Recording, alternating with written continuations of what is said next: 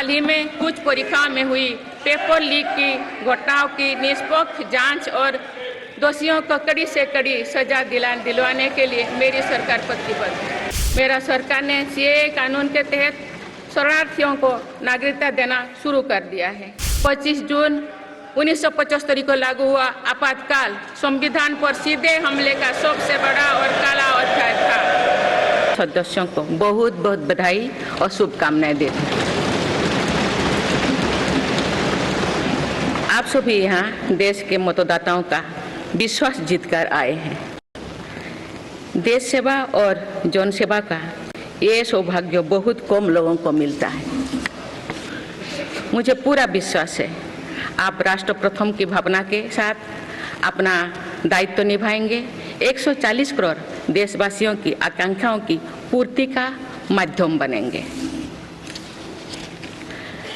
मैं श्री ओम बिरला जी को लोकसभा के अध्यक्ष की गौरवपूर्ण भूमिका के निर्वहन के लिए शुभकामनाएं देती हूँ। उनके पास सार्वजनिक जीवन का बहुत व्यापक अनुभव है। मुझे विश्वास है कि वे लोकतांत्रिक परंपराओं को अपने कौशल से नई ऊंचाई से देने में सफल होंगे। माननीय सदस्यगण, मैं आज कोटि कोटि देशवासियों को की तरफ से भारत के चुनाव आयोग का भी आभार व्यक्त करती हूँ। ये दुनिया का सबसे बड़ा चुनाव था। करीब 64 करोड़ मतदाताओं ने उत्साह और उमंग के साथ अपना कर्तव्य निभाया है। इस बार भी महिलाओं ने बढ़ चढ़कर मतदान में हिस्सा लिया है। इस चुनाव की बहुत सुखद तस्वीर जम्मू कश्मीर में भी सामने आए हैं। कश्मीर घाटी में वोटिंग के अनेक दशकों के रिकॉर्ड टूटे हैं। बीते 4 दशकों में कश्मीर में हमने बंद और हड़ताल के बीच कम मतदान का दौर ही देखा था। भारत के दुश्मन इसको वैश्विक मंचों पर जम्मू कश्मीर की राय के रूप में दुष्प्रचारित करते रहे, लेकिन इस बार कश्मीर घाटी ने देश और दुनिया में ऐसे हार ताकत को करारा जवाब दिया है। पहली बार इस लोकसभा चुनाव में घर पर जाकर भी मतदान कराया गया है। मैं लोकसभा चुनाव से जुड़ी हर कर्मी को सराहना करती हूं और अभिनंदन करती हूं। माननीय सदस्यगण, 2024 के लोकसभा चुनाव की चर्चा आज पूरी दुनिया में हो रही है। दुनिया देख रही है कि भारत के लोगों में लगातार तीसरी बार स्थिर और स्पष्ट बहुमत की सरकार बनाई है।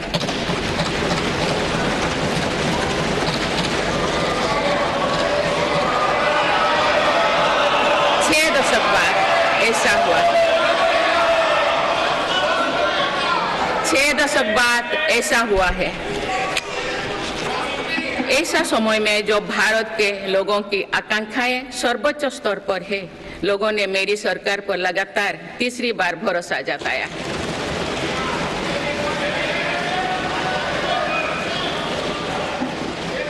भारत के लोगों को ये पूर्ण विश्वास है कि उनकी आकांक्षाएं सिर्फ मेरी सरकार ही पूरा कर सकती है।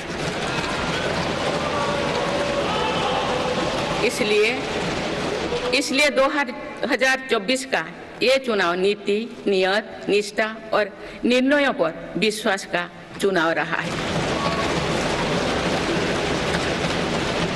मजबूत और निर्णायक सरकार में विश्वास, सुशासन, स्थिरता और निरंतरता में विश्वास, ईमानदारी और कड़ी मेहनत में विश्वास, सुरक्षा और समृद्धि में विश्वास, सरकार की गारंटी और डिलीवरी पर विश्वास, विकसित भारत के संकल्प में विश्वास। मेरी सरकार ने 10 वर्षों से सेवा और सुशासन का जो मिशन चलाया है, ये उस पर मुहर है। ये जनादेश है कि भारत की विकसित बनाने का काम बिना रुके चलता रहे और भारत अपने लक्ष्यों की प्राप्ति करते रहे। माननीय सदस्यगण, 18वीं लोकसभा कई मायनों में एक ऐतिहासिक लोकसभा है। ये लोकसभा अमृतकाल के शुरुआती वर्षों में गठित हुई है। ये लोकसभा देश के संविधान को अपनाने के 75वें वर्षों की भी साक्षी बनेगी।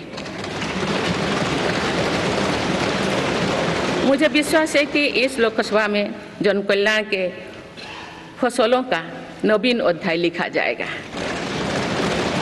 आगामी सत्र में मेरी सरकार अपने इस कार्यकाल का पहला बजट पेश करने जा रही है। ये बजट सरकार की दूरगामी नीतियों और फ्यूचरिस्टिक विजन का एक प्रभावी दस्तावेज होगा। इस बजट में बड़े आर्थिक और सामाजिक निर्णयों के साथ ही अनेक ऐतिहासिक कदम भी देखने को मिलेंगे। भारत के तेज विकास की जन आकांक्षाओं का पूरा करने के लिए रिफॉर्म्स की गति अब और तेज की जाएगी। मेरी सरकार का मत है कि दुनिया भर में निवेशकों को आकर्षित करने के लिए राज्यों में स्वस्थ स्पर्धा हो। यही कॉम्पिटिटिव कोऑपरेटिव फेडरलिज्म की सच्ची स्पिरिट है। राज्यों के विकास से देश का विकास, इसी भावना के साथ हम आगे बढ़ते रहेंगे। माननीय सदस्यगण, रिफॉर्म, परफॉर्म और ट्रांसफॉर्म के संकल्प ने आज भारत को दुनिया की सबसे तेजी से बढ़ने वाली अर्थव्यवस्था बना दिया है। 10 साल में भारत 11वें नंबर की अर्थव्यवस्था से ऊपर उठकर 5वें नंबर पर पहुंचा है। साल 2021 से लेकर साल 2024 के बीच भारत में औसतन 8% की रफ्तार से विकास किया है। और ये ग्रोथ सामान्य समय में नहीं हुई है। बीती वर्षों में हमने 100 साल की सबसे बड़ी आपात देखी। वैश्विक महामारी के कालखंड और विश्व के अलग अलग कोने में चल रही संघर्षों के बावजूद भारत ने ये विकास दर हासिल की है। ये बीते 10 साल के रिफॉर्म्स और राष्ट्रहित में के लिए किए गए फैसला के कारण संभव है। आज भारत अकेले ही दुनिया की ग्रोथ में 15% का योगदान दे रही है। अब मेरी सरकार भारत को विश्व की 3रे नंबर की इकोनॉमी बनाने में जुटी हुई है। इस लक्ष्य की प्राप्ति विकसित भारत की नींव को भी मजबूत करने में काम करेगी। माननीय सदस्यगण, मेरी सरकार अर्थव्यवस्था के 3 स्तंभ मैन्युफैक्चरिंग, सर्विसेज और एग्रीकल्चर को बराबर महत्व दे रही है। PLI स्कीम्स और ईज ऑफ डूइंग बिजनेस से बड़े पैमाने पर निवेश और रोजगार के अवसर बढ़ रही है। पारंपरिक सेक्टर्स के साथ साथ सनराइज सेक्टर्स को भी मिशन मोड पर बढ़ावा दिया जा रहा है। चाहे सेमीकंडक्टर हो या सोलर हो, चाहे इलेक्ट्रिक व्हीकल हो या इलेक्ट्रॉनिक्स गुड्स हो, चाहे ग्रीन हाइड्रोजन हो या बैटरीज हो, चाहे एयरक्राफ्ट कैरियर्स हो या फाइटर जेट्स हो, भारत इन सब सेक्टर्स में अपना विस्तार कर रहा है। लॉजिस्टिक्स कॉस्ट को कम करने के लिए भी मेरी सरकार लगातार प्रयास कर रही है। सरकार सर्विस सेक्टर को भी मजबूत करने में जुटे हैं। आज IT से लेकर टूरिज्म तक, हेल्थ से लेकर वेलनेस तक हर सेक्टर में भारत लीडर बन रहा है और इससे बड़ी संख्या में रोजगार और स्वरोजगार के नए मौके बन रहे हैं। माननीय सदस्यगण, पिछले 10 वर्षों में मेरी सरकार द्वारा ग्रामीण अर्थव्यवस्था के हर पहलू पर बहुत जोर दिया गया है। गांव में कृषि आधारित उद्योगों, डेयरी और फिशरीज आधारित उद्योगों का विस्तार किया जा रहा है। इसमें भी सहकारिता को प्राथमिकता दी गई है। सरकार किसानों उत्पाद संघ, FPO और FACTS जैसे सरकारी संगठनों का एक बड़ा नेटवर्क बना रही है। छोटे किसानों की बड़ी समस्या भंडारण से जुड़े होती है।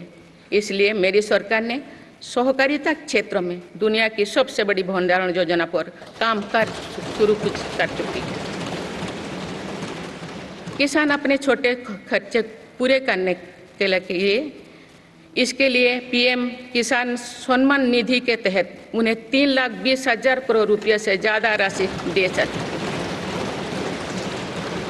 मेरी सरकार के नई कार्यकाल के शुरुआत दिनों से ही किसानों को 20,000 करोड़ रुपया से अधिक की राशि ट्रांसफर की जा चुकी है। सरकार ने खरीफ फसलों के लिए एमएसपी में भी रिकॉर्ड वृद्धि की है। माननीय सदस्यगण, आज का भारत अपनी वर्तमान जरूरतों को ध्यान में रखते हुए अपनी कृषि व्यवस्था में बदलाव कर रहा है। हम ज़्यादा से ज़्यादा आत्मनिर्भर हो और ज़्यादा से ज़्यादा निर्यात से किसानों की आमदनी बढ़े, इस सोच के साथ नीतियाँ बनाई गई है, निर्णय लिए गए हैं। जैसे भारत दलहन और तिलहन में दूसरे देशों पर निर्भरता कम करने के लिए देश के किसानों को हर संभव मदद दे रहे हैं। ग्लोबल मार्केट में किस तरह के फूड प्रोडक्ट की डिमांड ज़्यादा है, इसके आधार पर नई रणनीति बनाई जा रही है। आजकल ऑर्गेनिक उत्पादों को लेकर दुनिया में डिमांड तेजी से बढ़ रही है। भारत के किसानों के पास इस डिमांड को पूरा करने के पूरा भरपूर क्षमता है। इसलिए सरकार प्राकृतिक खेती और इससे जुड़ी उत्पादों की सप्लाई चेन को सशक्त कर रही है। ऐसे प्रयासों से किसानों का खेती पर होने वाला खर्च भी कम होगा और उनकी आय भी और बढ़ेगी। माननीय सदस्यगण, आज का भारत दुनिया की चुनौतियां बढ़ाने के लिए नहीं बल्कि दुनिया को समाधान देने के लिए माना जाता है। विश्व बंधु के तौर पर भारत ने अनेक वैश्विक समस्याओं के समाधान को लेकर पहल की है। जलवायु परिवर्तन से लेकर खाद्य सुरक्षा तक, पोषण से लेकर सस्टेनेबल एग्रीकल्चर तक हम अनेक समाधान दे रहे हैं।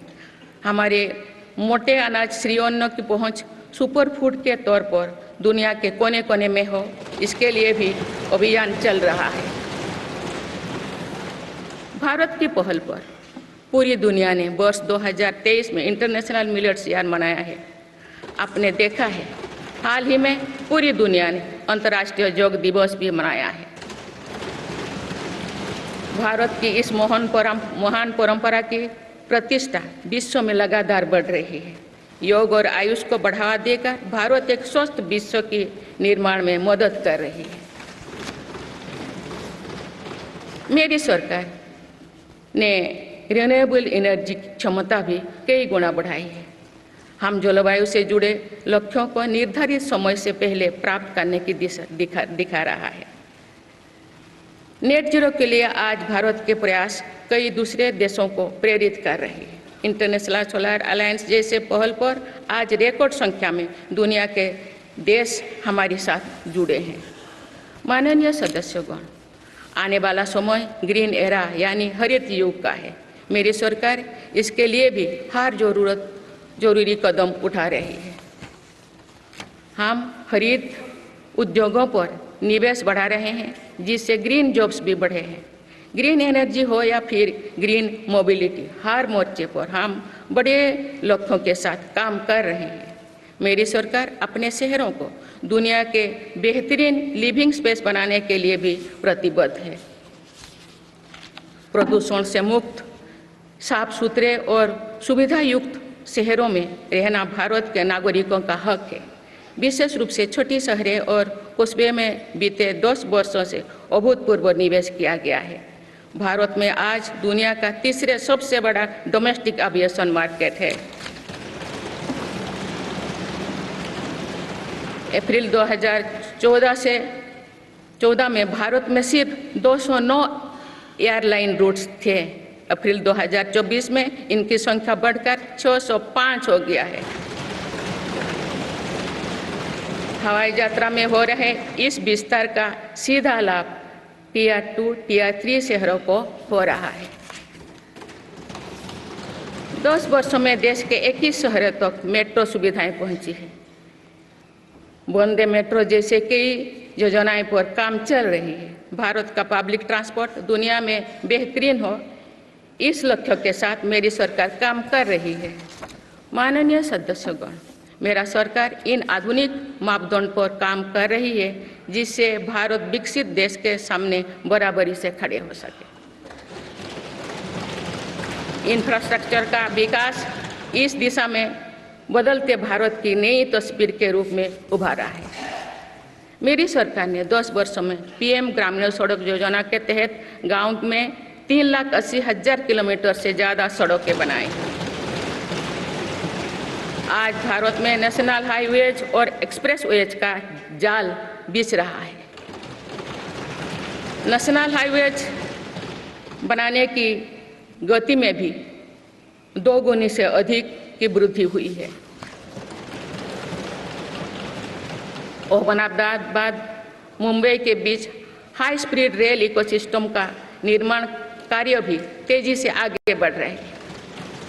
मेरी सरकार ने उत्तर, दक्षिण और पूर्वी भारत के बुलेट ट्रेन कॉरिडोर्स के लिए फिजिबिलिटी स्टडीज शुरू करने का फैसला किया है।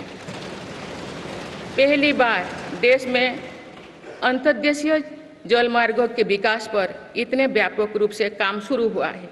इसका बड़ा लाभ नॉर्थ ईस्ट को होगा। मेरी सरकार ने नॉर्थ ईस्ट के विकास के लिए 10 वर्षों में आवंटन में 4 गुना से अधिक की वृद्धि की है। सरकार इस क्षेत्र को एक्ट पॉलिसी के तहत स्ट्रेटेजिक गेटवेज बनाने के लिए काम कर रही है। नॉर्थ ईस्ट में हर तरह की कनेक्टिविटी का बढ़ाया जा रहा है। शिक्षा, स्वास्थ्य, पर्यटन, रोजगार, हर क्षेत्र में विकास कार्यों को आगे बढ़ाया जा रहा है। असम में 27,000 करोड़ रुपये की लागत से सेमीकंडक्टर प्लांट बनाया जा रहा है। यानी north east made in India chips को भी सेंटर होने वाला है। मेरी सरकार नॉर्थ ईस्ट में स्थायी शांति के लिए निरंतर काम कर रही है। पिछले इस 10 वर्षों में अनेक पुराने विवादों को हल किया गया, अनेक अहम समझौते हुई है। नॉर्थ ईस्ट में अशांत क्षेत्रों में तेज विकास के चरणबद्ध तरीके से अफवाह हटाने का काम भी जारी है। देश के हर क्षेत्र में विकास के नए आयाम भारत के भविष्य का उद्घोष कर रहे हैं। माननीय सदस्य, वुमेन लेड डेवलपमेंट के लिए समर्पित मेरी सरकार ने महिला सशक्तिकरण के एक नई युग की शुरुआत की है। देश की नारी शक्ति लंबे समय तक लोकसभा और विधानसभा में अधिक भागीदारी की मांग कर रही थी। आप उनके पास नारी शक्ति बंधन अधिनियम की ताकत है। सरकार की योजनाओं की वजह से पिछले 1 दशक में महिलाओं का आर्थिक सामर्थ्य बढ़ा है। आप जानते हैं कि बीते 10 वर्षों में बने 4 करोड़ पीएम आवास में से ज़्यादातर महिलाओं के नाम ही आवंटित हुई है। आप तीसरी कार्यकाल के शुरुआत में ही सरकार ने 3 करोड़ नए घर बनाने की स्वीकृति दे दी है। इनमें से भी अधिकतर घर महिलाओं के नाम पर ही आवंटित होंगे। बीते 10 वर्षों में 10 करोड़ महिलाएं सेल्फ हेल्प ग्रुप्स से जुड़े हैं। मेरी सरकार ने 3 करोड़ महिलाओं को लखपति दीदी बनाने के लिए व्यापक अभियान चलाए हैं।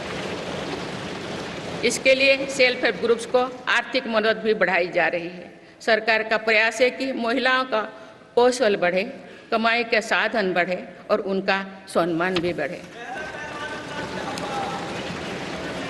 नमो ड्रोन दीदी योजना इस लक्ष्य की पूर्ति में सहायक बन रही है। इस योजना के तहत हजारों सेल्फ हेल्प ग्रुप्स की महिलाओं को ड्रोन दिए जा रहे हैं। ड्रोन पायलट बनने की ट्रेनिंग भी दी जा रही है। मेरी सरकार ने हाल ही में कृषि खेती सखी कार्यक्रम भी शुरू किया है। इसके तहत अभी तक सेल्फ हेल्प ग्रुप्स की 30,000 महिलाओं को कृषि सखी के रूप में प्रमाण पत्र दिए गए हैं। कृषि सखियों को आधुनिक खेती की तकनीक में प्रशिक्षण किया जा रहा है ताकि वे कृषि को और आधुनिक बनाने में किसानों की मदद कर सकें।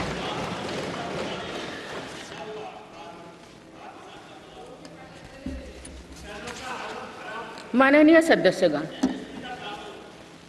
मेरी सरकार का ये भी प्रयास है कि महिलाएं अधिक से अधिक बचत कर सके।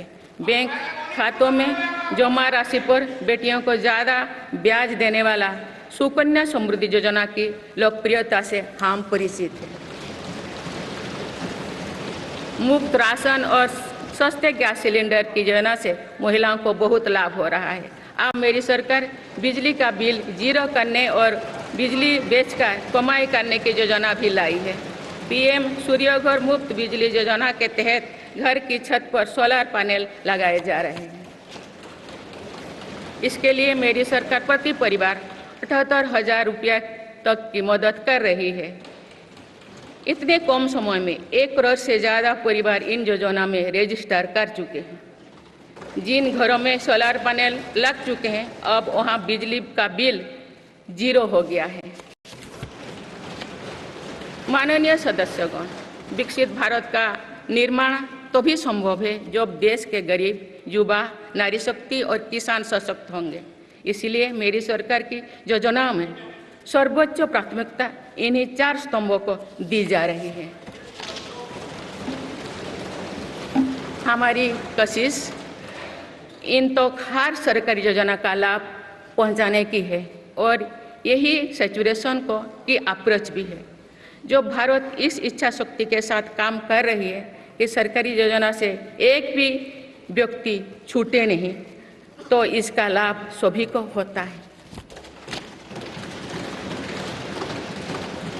सरकार की योजनाओं एवं सैचुरेशन अप्रोच के कारण ही 10 वर्षों में 25 करोड़ भारतीय गरीबी से बाहर निकले हैं।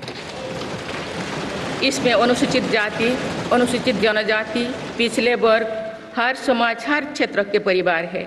10 वर्षों में लास्ट माइल डिलीवरी पर फोकस ने इन वर्गों का जीवन बदल दिया है। विशेषकर आदिवासी समाज में ये बदलाव और भी स्पष्ट नजर आ रहा है। 24,000 करोड़ रुपया से अधिक की पीएम जनमन जैसी योजना आज अति पिछड़े जनजातीय समूह के उत्थान का माध्यम बन रही है। सरकार पीएम सूरज पटल के माध्यम से वंचित वर्गों तक आजीविका के अवसरों को पहुंचाने के लिए सुलभ ऋण भी उपलब्ध करा रही है।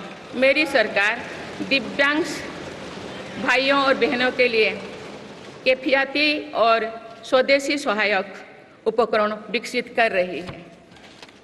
देश भर में प्रधानमंत्री दिव्याशा केंद्रों का भी विस्तार किया जा रहा है। वंचितों की सेवा का ये संकल्प ही सच्चा सामाजिक न्याय है। माननीय सदस्यगण, देश की श्रम शक्ति के सम्मान के लिए श्रमिक बंधुओं का कल्याण और सशक्तिकरण मेरी सरकार की प्राथमिकता है। मेरी सरकार श्रमिकों के लिए सामाजिक सुरक्षा योजनाओं को एकीकृत कर रही है। डिजिटल इंडिया तथा डाकघरों के नेटवर्क का उपयोग करके दुर्घटना और जीवन बीमा के कवरेज को बढ़ाने का काम हो रहा है। पीएम स्वनिधि का विस्तार किया जाएगा और ग्रामीणों और सेमी अर्बन क्षेत्रों के रेहड़ी पटरी वाले भाइयों बहनों को भी इसके दायरे में लाया जाएगा। माननीय सदस्यगण, बाबा साहेब डॉक्टर भीमराव अंबेडकर का मानना था कि किसी भी समाज की प्रगति समाज के निचले तबके की प्रगति पर निर्भर करती है। पिछले 10 वर्षों में राष्ट्र की उपलब्धियों और विकास का आधार गरीब का सशक्तिकरण रहा है। मेरी सरकार ने पहली बार गरीब को ये एहसास करवाया कि सरकार उनकी सेवा में है। कोरोना के कठिन समय में सरकार ने 80 करोड़ लोगों को मुफ्त राशन देने के लिए पीएम गरीब कल्याण अन्न योजना शुरू की। इस योजना का लाभ उन परिवारों को भी मिल रहा है जो गरीबी से बाहर निकले हैं, ताकि उनके कदम वापस पीछे ना जाए। स्वच्छ भारत अभियान में भी गरीब के जीवन की गरिमा से लेकर उसके स्वास्थ्य तक का राष्ट्रीय महत्व का विषय बनाया है। पहली बार देश में करोड़ों गरीबों के लिए शौचालय बनाया गया है। ये प्रयास हमें आश्वस्त करते हैं कि देश आज महात्मा गांधी के आदर्शों का सच्चे अर्थों में अनुसरण कर रहा है। मेरी सरकार 55 करोड़ लाभार्थियों को आयुष्मान भारत योजना के तहत मुफ्त स्वास्थ्य सेवाएं भी उपलब्ध करवाए हैं। देश में 25,000 जन औषधि केंद्रों को खोलने का काम भी तेजी से चल रहा है। आप इस क्षेत्र में सरकार एक और निर्णय लेने जा रही है। आप आयुष्मान भारत योजना के तहत मुफ्त इलाज का लाभ 70 वर्षों से अधिक उम्र के सभी बुजुर्गों को भी मिलेगा। माननीय सदस्यगण, अक्सर विरोधपूर्वक मानसिकता और संकीर्ण स्वार्थों के कारण लोकतंत्र की मूल भावना का बहुत हित हुआ है। इसका प्रभाव संसदीय प्रणाली पर भी पड़ता है और देश की विकास यात्रा पर भी पड़ता है। देश में कई दशकों तक अस्थिर सरकार के दौर में कई सरकारें चाहते हुए भी ना रिफॉर्म कर पाए और ना ही आवश्यक निर्णय ले पाए। भारत की जनता ने निर्णायक बनकर इस स्थिति को बदला है। बीते 10 वर्षों में ऐसे अनेक रिफॉर्म्स हुई है जिनका बहुत लाभ देश को आज मिल रहा है।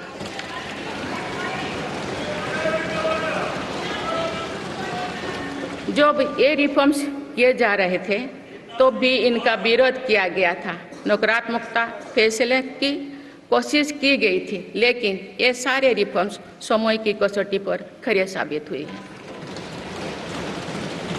2 साल पहले भारत के बैंकिंग सेक्टर को डूबने से बचाने के लिए सरकार ने बैंकिंग रिफॉर्म्स किए, आईबीसी जैसी कानून बनाए। आज इन्हीं रिफॉर्म्स ने भारत के बैंकिंग सेक्टर को दुनिया के सबसे मजबूत बैंकिंग सेक्टर में से एक बना लिया। हमारे सार्वजनिक क्षेत्रों के बैंक आज मजबूत और लाभदायक है।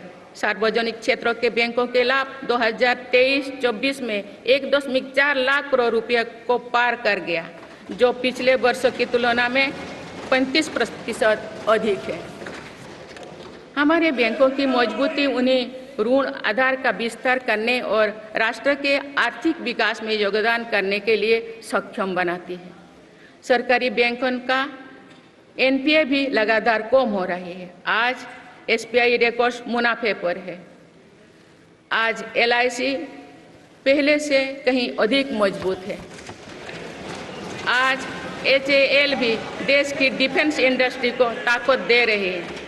आज जीएसटी भारत की इकोनॉमी को फॉर्मलाइज करने, व्यापार कारोबार को आसान बनाने का माध्यम बना रहे हैं।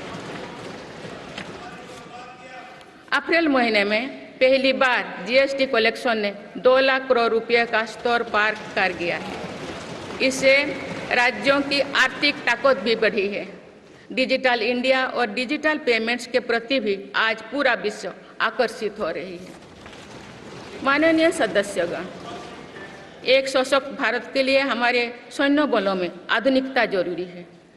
युद्ध की स्थिति में हम सर्वश्रेष्ठ रहें, इसके लिए सेनाओं में रिफॉर्म्स की प्रक्रिया निरंतर जारी रहनी चाहिए।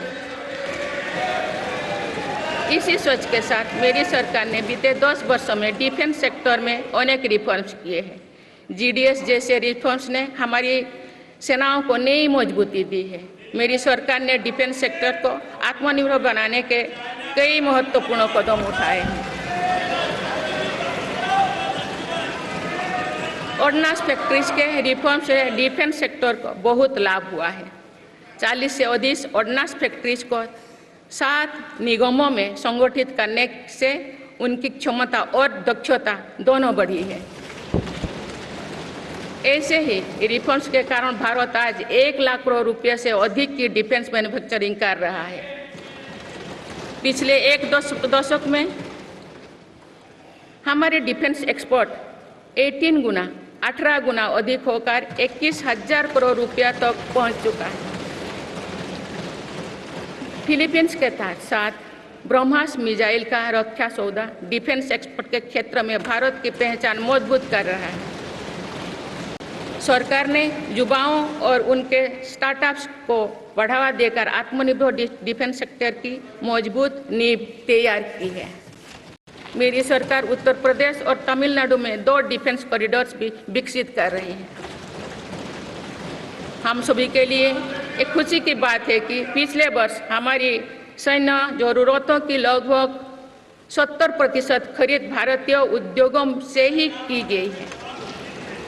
हमारी सेनाओं ने 500 से अधिक सैन्य साजो सामान को विदेशों में नहीं मंगाना तय किया है।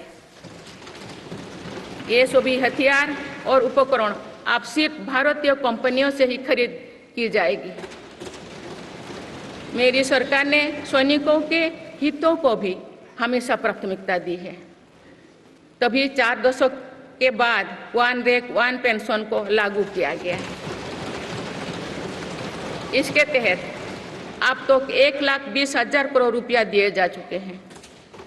शहीद सैनिकों के सम्मान के लिए सरकार ने कर्तव्य पथ के एक छोर पर नेशनल वॉर मेमोरियल की स्थापना भी की है। ये प्रयास केवल वीर जवानों के प्रति कृतज्ञ राष्ट्र का नमन ही नहीं है, बल्कि राष्ट्र प्रथम की अनवरत प्रेरणा का स्रोत भी है। माननीय सदस्यगण, मेरी सरकार देश के हर युवा को बड़े सपने देखने और उन्हें साकार करने के लिए जरूरी माहौल बनाने में जुटी है। बीते 10 वर्षों में ऐसे हर अवरोध को हटाया गया है जिसके कारण युवाओं को परेशानी थी। पहले अपने ही प्रमाण पत्रों को अटेस्ट करने के लिए युवाओं को भटकना पड़ता था। अब युवा सेल्फ अटेस्टेड करने का काम कर रहे हैं। केंद्र सरकार की ग्रुप सी ग्रुप डी भर्तियों से इंटरव्यू को खत्म किया गया है। पहले जो विद्यार्थी सिर्फ भारतीय भाषा में पढ़ाई करते थे उनके साथ अन्याय की जाती थी। मेरी सरकार ने नई राष्ट्रीय शिक्षा नीति लागू कर इस अन्याय को दूर करने के लिए कदम उठाए हैं। युवाओं को अब भारतीय भाषा में इंजीनियरिंग की पढ़ाई का विकल्प भी मिला है। विगत 10 वर्ष में देश में 7 नई IIT, 16 IIIT, 7 IIM, 15 नए एम्स, 315 मेडिकल कॉलेज और 390 विश्वविद्यालय स्थापित किया गया है। मेरी सरकार इन संस्थानों को और मजबूत बनाकर आवश्यकता के अनुसार इनकी संस्था को भी बढ़ाएंगे। सरकार एक डिजिटल विश्वविद्यालय बनाने की दिशा में भी काम कर रही है। अटल टिंकरिंग लैब्स, स्टार्टअप इंडिया और स्टैंडअप इंडिया जैसे अभियान हमारे युवाओं का सामर्थ्य बढ़ा रहे हैं। इन्हीं प्रयासों से आज भारत दुनिया का तीसरा सबसे बड़ा स्टार्टअप इकोसिस्टम बन चुका है। माननीय सदस्यगण, सरकार का ये निरंतर प्रयास है कि देश के युवाओं को अपनी प्रतिभा दिखाने का उचित अवसर मिले। सरकारी भर्ती हो या फिर परीक्षाएं, सुनिए, परीक्षाएं किसी भी कारण से इनमें रुकावट आए, ये उचित नहीं है। इनमें शुचिता और पारदर्शिता बहुत जरूरी है। हाल ही में कुछ परीक्षाओं में हुई पेपर लीक की घटनाओं की निष्पक्ष जांच और दोषियों को कड़ी से कड़ी सजा दिलवाने के लिए मेरी सरकार प्रतिबद्ध है। इससे पहले भी हमने देखा है कि कई राज्यों में पेपर लीक की घटनाएं होती रही है। इस पर दलीय राजनीति से ऊपर उठकर देशव्यापी ठोस उपाय करने की जरूरत है। संसद ने भी परीक्षा में होने वाली गड़बड़ियों के विरुद्ध एक सख्त कानून बनाया है। मेरी सरकार परीक्षाओं से जुड़ी संस्थाओं, उनके कामकाज के तरीके, परीक्षा प्रक्रिया सभी में बड़ी सुधार करने की दिशा में काम कर रही है। माननीय सदस्यगण, मेरी सरकार ने युवाओं की राष्ट्र निर्माण में भागीदारी और बढ़ाने के लिए मेरा युवा भारत माय भारत अभियान की शुरुआत भी की है। इसमें अब तक 1.5 करोड़ से अधिक युवाओं का पंजीकरण हो चुका है। इस पहल से युवा में नेतृत्व कौशल और सेवा भावना का बीजारोपण होगा। आज हमारे युवाओं को खेलों में भी आगे बढ़ने के नए अवसर मिल रहे हैं। मेरी सरकार के प्रभावी प्रयासों का परिणाम है कि भारत के युवा खिलाड़ी वैश्विक मंचों पर रिकॉर्ड संख्या में मेडल्स जीत रहे हैं। कुछ ही दिनों बाद पेरिस ओलंपिक्स में भी शुरू होने वाले जा रहे हैं। ओलंपिक्स में देश का प्रतिनिधित्व करने वाले हर खिलाड़ी पर हमें गर्व है। मैं उन्हें अपनी शुभकामनाएं देती हूँ। इन उपलब्धियों को और आगे ले जाने के लिए भारतीय ओलंपिक संघ 2036 ओलंपिक्स खेलों की मेजबानी की तैयारी भी कर रही है। माननीय सदस्यगण, जुलाई की 1 तारीख से देश में भारतीय न्याय संहिता भी लागू हो जाएगी।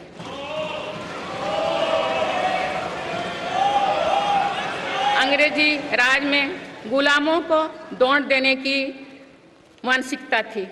दुर्भाग्य से आज़ादी के अनेक दशकों तक गुलामी के दौर की यही दंड व्यवस्था चलती रही।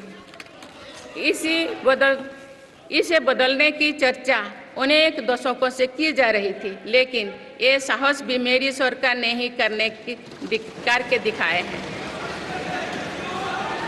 अब दंड के जगह न्याय को प्राथमिकता होगी, जो हमारे संविधान की भी भावना है। इन नई कानूनों से न्याय प्रक्रिया में तेजी आएगी। आज जो विदेश अलग अलग क्षेत्रों में गुलामी की मानसिकता से मुक्त पा रहे हैं, तो ये उस दिशा में बहुत बड़ा कदम है और ये हमारे स्वतंत्रता सेनानियों की सच्ची श्रद्धांजलि भी है। मेरा सरकार ने सीएए कानून के तहत शरणार्थियों को नागरिकता देना शुरू कर दिया है। इससे बंटवारे से पीड़ित अनेक परिवारों के लिए सम्मान का जीवन जीना तय हुआ है। जिन परिवारों को सीएए के तहत नागरिकता मिली है, मैं उनके बेहतर भविष्य की कामना करती हूँ।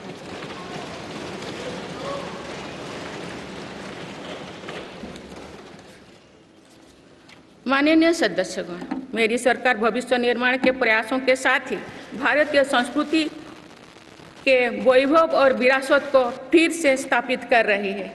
हाल में नालंदा यूनिवर्सिटी के भव्य कैंपस के रूप में इसमें एक नया अध्याय जुड़ा है। नालंदा सिर्फ एक यूनिवर्सिटी मात्र नहीं थी, बल्कि वे वैश्विक ज्ञान केंद्र के रूप में भारत के गौरवशाली अतीत का प्रमाण थी। मुझे विश्वास है कि नई नालंदा यूनिवर्सिटी भारत को ग्लोबल नॉलेज हब बनाने में सहायक सिद्ध होगी। मेरी सरकार का ये प्रयास है कि भावी पीढ़ियों को हजारों वर्षों की हमारी विरासत प्रेरणा देती है। इसलिए पूरे देश में तीर्थस्थलों को आस्था और आध्यात्म के केंद्र को सजाया संवारा जा रहा है। माननीय सदस्यगण, मेरी सरकार विकास के साथ ही विरासत पर भी उतना ही गर्व करते हुए काम कर रही है। विरासत पर गर्व का ये संकल्प आज अनुसूचित जाति, अनुसूचित जनजाति, वंचित वर्ग और सर्व समाज के गौरव का प्रतीक बन रहा है। मेरी सरकार ने भगवान बिरसा मुंडा के जन्म दिवस को जनजातीय गौरव दिवस के रूप में मनाने की शुरुआत की है। अब अगले वर्ष भगवान बिरसा मुंडा की 150वीं जयंती के पूरे देश में धूमधाम से मनाया जाएगा।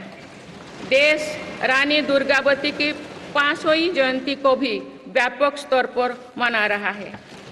पिछले महीने ही देश ने रानी अहिल्याबाई होलकर की 300वीं जयंती का साल भर चलने वाला महोत्सव भी शुरू किया गया।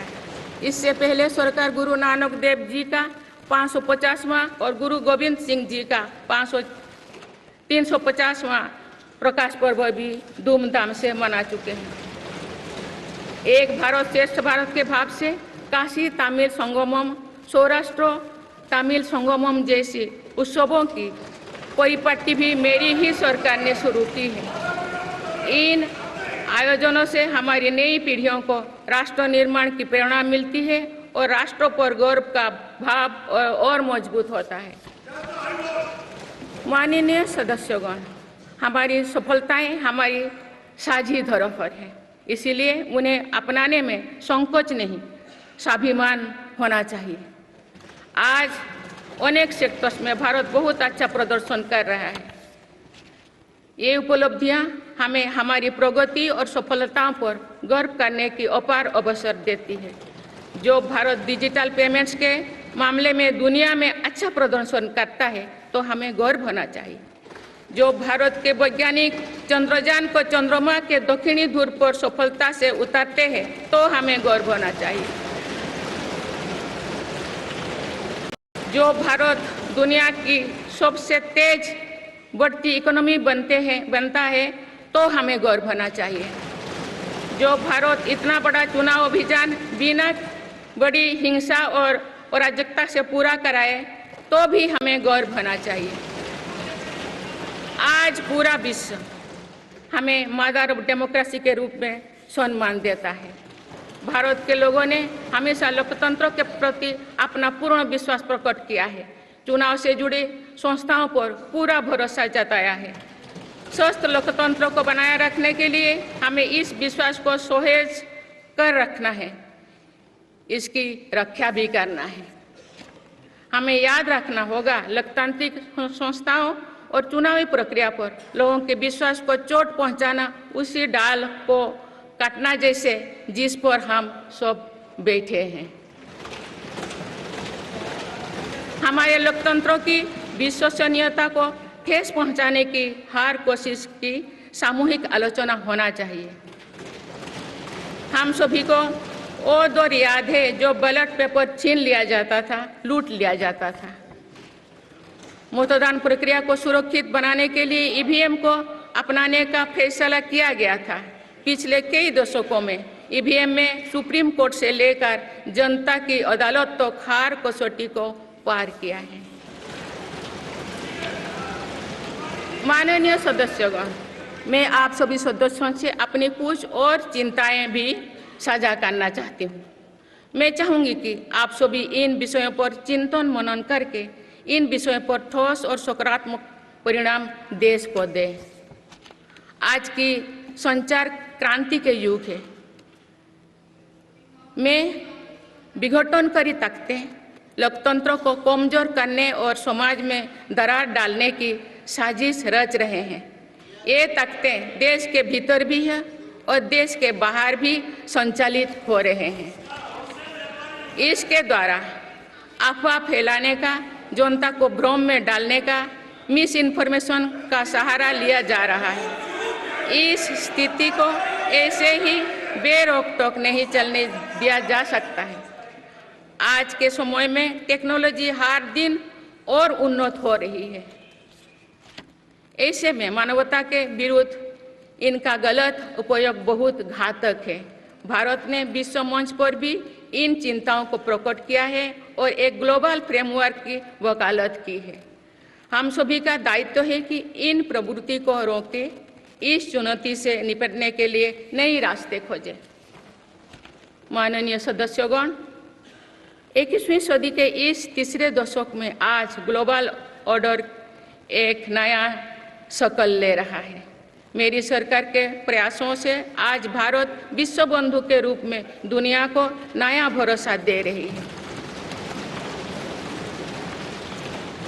मानव केंद्रित अप्रोच रखने की वजह से भारत आज किसी भी संकट के समय फास्ट रेस्पॉन्डर और ग्लोबल साउथ की बुलंद आवाज बना है। कोरोना का महासंकट हो, भूकंप जैसी कोई त्रासदी हो या फिर युद्धों की स्थितियां, भारत भावना मानवता को बचाने में आगे रहा है। भारत को देखने का विश्व का नजरिया कैसे बदला है, ये इटाली में हुई G7 समिट में भी हम सभी ने अनुभव किया है। भारत ने अपनी G20 अध्यक्षता के दौरान भी विश्व को अनेक मुद्दों पर एकजुट किया है। भारत की अध्यक्षता के दौरान ही अफ्रीकन यूनियन को G20 का स्थायी सदस्य बनाया गया है। इससे अफ्रीका महाद्वीप के साथ साथ पूरे ग्लोबल साउथ का भरोसा मजबूत हुआ है। नेबरहुड फर्स्ट पॉलिसी में चलते हुए भारत ने पड़ोसी देशों के साथ अपने रिश्तों को मजबूत किया है। 7 पड़ोसी देशों के नेताओं का 9 जून को केंद्रीय मंत्रिपरिषद के शपथ ग्रहण समारोह में भाग लेना मेरी सरकार की इस प्राथमिकता दर्शाते हैं। भारत सबका साथ सबका विकास की भावना के साथ इंडो पैसिफिक क्षेत्रों के देश के साथ भी सहयोग बढ़ा रही है। पूर्वी एशिया हो या फिर मिडिल ईस्ट और यूरोप, मेरी सरकार कनेक्टिविटी पर बहुल बल दे रही है।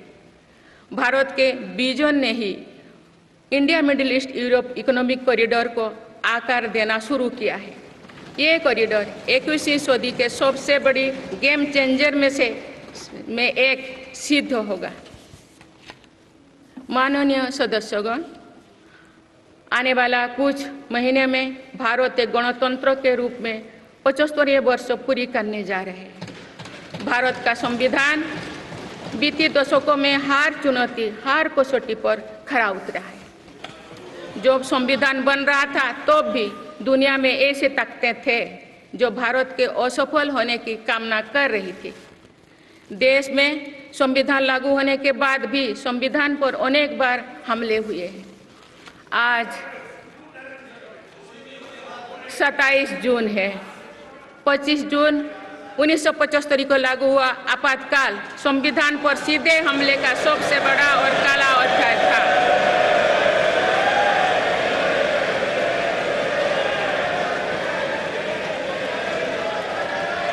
तो पूरे देश में हाहाकार मच गया था, लेकिन ऐसी असंवैधानिक ताकतों पर देश ने विजय प्राप्त करके दिखाया, क्योंकि भारत के मूल में गणतंत्र की परंपराएं रही है। मेरी सरकार भी भारत के संविधान को सिर्फ राजकाज का माध्यम भर नहीं मानती, बल्कि हमारा संविधान जन चेतना का हिस्सा हो, इसके लिए हम प्रयास कर रहे हैं। इसी ध्येय के साथ मेरी सरकार ने 26 नवंबर को संविधान दिवस के रूप में मानना शुरू किया है। आप भारत के उस भूभाग हमारे जम्मू कश्मीर में भी संविधान पूरी तरह लागू हो गया है, जहां आर्टिकल 370 की वजह से स्थितियां कुछ और थी। माननीय सदस्यगण, राष्ट्र की उपलब्धियों के निर्धारण इस बात से होता है कि हम अपने दायित्वों का निर्वहन कितनी निष्ठा से कर रहे हैं। 18वें लोकसभा में कई नए सदस्य पहली बार संसदीय प्रणाली का हिस्सा बने हैं। पुराने सदस्य भी नए उत्साह के साथ आए हैं। आप सभी जानते हैं कि आज का समय हर प्रकार से भारत के लिए बहुत अनुकूल है। आने वाले वर्षों में भारत की सरकार और संसद का क्या निर्णय लेती है, क्या नीतियां बनाती है, इस पर पूरा विश्व की नजर है। इस अनुकूल समय का अधिक से अधिक लाभ देश को मिले, ये दायित्व सरकार के साथ साथ संसद के हर सदस्यों का भी होना चाहिए। पिछले 10 वर्षों में जो रिफॉर्म्स हुई है, जो नया आत्मविश्वास देश में आया है, इससे हम विकसित भारत बनाने के लिए नई गति प्राप्त कर चुके हैं। हम सभी को ये हमेशा ध्यान रखना है कि विकसित भारत का निर्माण देश के हर नागरिक की आकांक्षा है, संकल्प भी है। इस संकल्प की सिद्धि में अवरोध पैदा ना हो, ये हम सभी का दायित्व है भी, कर्तव्य भी है। नीतियों का विरोध और संसदीय कामकाज का विरोध दो भिन्न बातें हैं। जब संसद सुचारू रूप से चलती है, जब यहाँ स्वस्थ चर्चा परिचर्चा होती है, जब दूरगामी निर्णय होते हैं, तब लोगों का विश्वास सिर्फ सरकार ही नहीं, पूरी व्यवस्था पर बनता है। इसीलिए मुझे भरोसा है कि संसद के पल पल का सदुपयोग होगा, जनहित को प्राथमिकता मिलेगा। माननीय सदस्यगण, हमारे वेदों में हमारे ऋषियों ने हमें कुछ नीति बाणी दिए हैं, जैसे कि समान मंत्र हो समिति ही समानी की प्रेरणा दी है। हम एक समान विचार और लक्ष्य लेकर एक साथ काम करें। यही इस संसद की मूल भावना है। इसलिए जब भारत तीसरी नंबर की इकोनॉमी बनेगा तो देश की इस सफलता में आपकी भी सहभागिता होगी। हम जब 2027 में आज़ादी की शताब्दी का उत्सव विकसित भारत के रूप में मनाएंगे तो इस पीढ़ी को भी श्रेय मिलेगा। आज हमारे युवाओं में जो सामर्थ्य है, आज हमारे संकल्प में जो निष्ठा है, हमारी जो असंभव सी लगने वाली उपलब्धियां है, ये इस बात का प्रमाण है कि आने वाला दौर भारत का दौर है। ये सदी भारत की सदी है और इसका प्रभाव आने वाली 1000 वर्षों तक रहेगा। आइए हम सब मिलकर पूर्ण कर्तव्यनिष्ठा के साथ राष्ट्रीय संकल्पों की सिद्धि में जुट जाएं, विकसित भारत बनाएं। आप सभी को मेरा बहुत बहुत बहुत शुभकामनाएं। धन्यवाद। जय हिंद, जय भारत।